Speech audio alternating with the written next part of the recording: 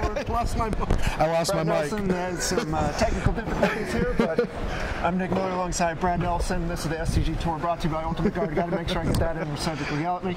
Anyway, Brad. One second. I've been a mess this whole top 8. I'll tell you what. A hot mess. Congratulations. Yeah, thank you. I think anyone watching could understand how just under pressure you were. I mean, I didn't feel pressure like I like Ben. It's been a fun day of Magic. It's just exhaustion. I played 2 leagues with this deck, and I didn't know what I was getting myself into. Every card has like 3 modes, and it just makes piloting and figuring out all the turns. There's no way I played well today. I just took the best lines I could. Well, you played well enough to get a trophy. This is your 3rd Open trophy. I didn't play the deck perfectly. That's what I should say. Yeah. Sure. 3rd Open trophy, yep. 2nd one in the city of Baltimore. Yeah. Now, last time you played one of these individual opens was Knoxville. You took that down. I did. I do believe that I get to join the back-to-back club. In your own world, yes. No. In our worlds. It was the last individual open I played that I won. So that's back-to-back. You have won back-to-back opens that you have played in. Yeah. All right, we got to talk about Grixis Death Shadow, because this deck, every game you played, you were just, I don't want to say struggling, but you were in the tank looking at every line. There was a million moving pieces going on in every game, and that finals just kind of showed that to a T. Every turn, the games were only 3 or 4 turns really long, but everything was going on, and I couldn't see what was in your hand because you were keeping it so tight, and then it's coming down to what's going to come off the top of the deck when he dredges and what happens then.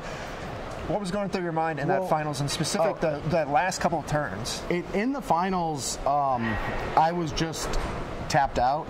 Like the day was just really long, and I went to a lot of like 3s, and like my winning in was on camera, and that was a challenging match, and that went to time, and I've kind of slowed my game down normally, not on purpose. I think I'm just getting old and slow, but specifically as the day went on, it's just harder to make decisions because there's so many. This deck has so many. Todd Stevens and I in our top 8 match were talking about that. Like he's like, well, that's my one play I get to make this turn, and I'm like, well, I have like 8. Yeah. But in the last couple turns, I needed a land earlier to push a big advantage. But on that last turn, I realized that if I just play the K return, I might have to be forced to draw a land to win.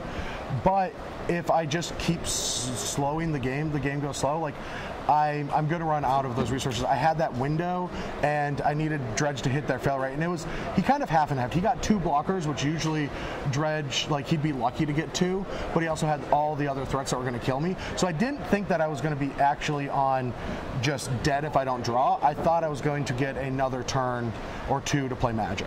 Right, because you kept using your stubborn denials on the Life from the Loams, slowing them down, and then when the 3rd one happened, it came, you had to make a decision at that point because he had the Stinkweed Imp and the Narcomoeba. You were going to have to eventually find a way to push damage. Yeah.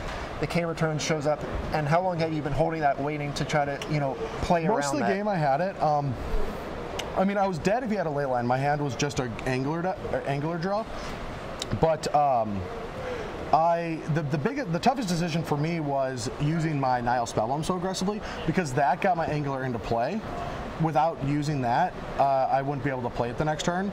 So to me, that was the hardest choice, and I don't even know if it was right or not. I'll have to go back when I'm fresh to like really see what that was. But I mean, it was a tough fought match, and Ben's unbelievably good at Magic.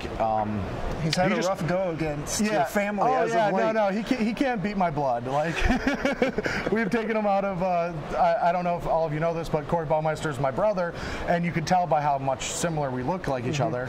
But and our names are similar, but he beat Ben in the finals of GP New Jersey, but that man, he took 2nd in the last Invitational, and he takes a lot of seconds. It's tough. But I mean, I'm not going to give him too much sympathy. I want this. So.